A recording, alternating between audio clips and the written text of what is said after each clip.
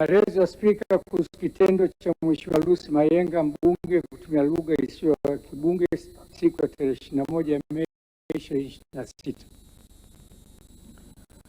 Mheshimiwa Bunge, tarehe 21 Mei 2026, Mheshimiwa Sigrada William Mligo mbunge aliomba ruhusa ya kiti ili kutoa taarifa.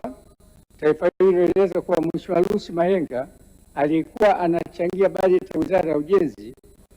Kabla kiti kutoa uamuzi wa ombi hilo, Mheshimiwa Lucy Mayenga alitamka maneno yafuatayo: Mheshimiwa Naibu Spika, sitaki taarifa zako na wewe hebu kaa chini. Mheshimiwa Sigrada aliendelea kuomba ruhusa ambapo kiti kilimpa nafasi, na alipopewa nafasi alieleza yafuatayo: Mheshimiwa Naibu Spika, asante. Ninapenda kumpa taarifa mzungumzaji kwamba yeye sio mamlaka ya kuzungumzia serikali. Itazungumza yenyewe. Yeye azungumze matatizo yake na asitushawishi. Mheshimiwa Bunge, kwa mujibu wa kanuni ya 80 ya kanuni za kudumu za Bunge 2025, Mheshimiwa Naibu Spika alimuuliza Mheshimiwa Mayenga kama anapokea au hapokei taarifa hiyo. Mheshimiwa Mayenga alijibu yafuatayo: Mheshimiwa Naibu Spika, huyu hajitambui. Huyu hata kumjibu nitapoteza muda.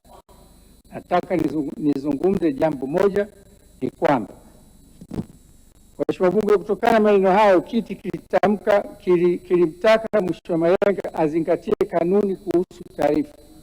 Baada ya maelekezo hayo ya Naibu Spika, Mheshimiwa Mayenga alijibu sipokei.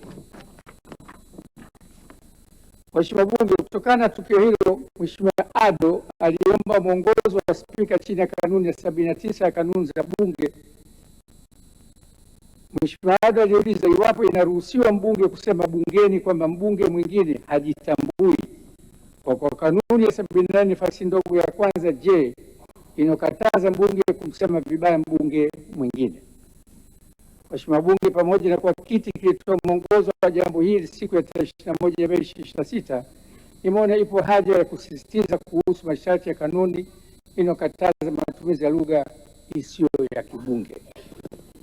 Mheshimiwa Bunge, kanuni ya 74(1) fasi ndogo ya J na K inakataza mbunge kutoa lugha ya matusi au ishara inayoashiria matusi, kutumia lugha ya kudhalilisha au kumsema vibaya mbunge au mtu mwingine.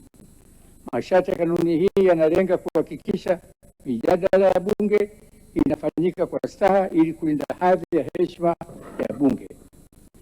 Mheshimiwa Bunge, maneno ya Mheshimiwa Lucy Mayenga mbunge tarehe 1 Mei 2026 kwa mbunge hajitambui ni lugha ya kuudhi, kudhalilisha na kusema vibaya mbunge mwingine. Aidha, Mheshimiwa Mayenga alitumia maneno yafuatayo: Mheshimiwa Naibu Spika, sitaki taarifa zako na wewe hebu kaa chini. Maneno hayo hayaonyeshi heshima kwa kiti kilichokuwa kinaongoza kikao wala kwa mbunge aliomba nafasi ya kutoa taarifa. Ikumbuke kwamba kabla kiti hakijatoa uamuzi wa ombi la Mheshimiwa Sigrada, Mheshimiwa Lucy Mayenga aliingilia kati kwa kutumia lugha iliyohitaji hapo juu. Mheshimiwa Bunge, kutoheshimu kiti na kutumia lugha isiyo ya kibunge ni ukiukwaji wa kanuni za bunge zinazosimamia majadiliano bungeni. Hivyo ninatoa onyo kwamba maneno na vitendo hivyo visirudiwe ndani ya bunge. Hivyo naelekeza kwamba maneno yafuatayo Mheshimiwa Lucy Mayenga yafutwe kwenye Hansard. Mheshimiwa Naibu Spika, sitaki taarifa zako na wewe hebu kaa chini. Na Mheshimiwa Naibu Spika, huyu hajitambui. Huyu hata kumjibu nitapoteza muda. Mheshimiwa Bunge, nakukumbusha kwa tarehe 18 Mei 2026 nilitoa mwongozo na kusisitiza kuhusu umuhimu wa bunge kutumia lugha ya kibunge katika mijadala yao. Pamoja na kufanya hivyo, baada ya ukiukwaji wa kanuni unaendelea kujitokeza katika mjadala ya wabunge. Mheshimiwa Bunge, kwa mara nyingine nitumie nafasi hii kuelekeza wabunge wote kuzingatia kanuni ya 74 inayoweka masharti kuhusu mambo yasiyoruhusiwa bungeni. Kanuni hiyo pamoja na mambo mengine inazuia mbunge kutoa taarifa ambazo hazina ukweli, kumzuia jambo ambalo halipo kwenye mjadala, kutotumia jina la rais kwa dhihaka, kutokutumia jina la nchi au kiongozi wa nchi nyingine kwa dhihaka, kutokutumia lugha ya matusi, kuudhi au kumsema mbunge mwingine vibaya au kufanya kitendo cha ujeuri au uchokozi. Mheshimiwa Bunge, matumizi ya lugha isiyo ya kibunge hayakubaliki na kwa sababu yanaathiri utekelezaji wa majukumu ya kibunge.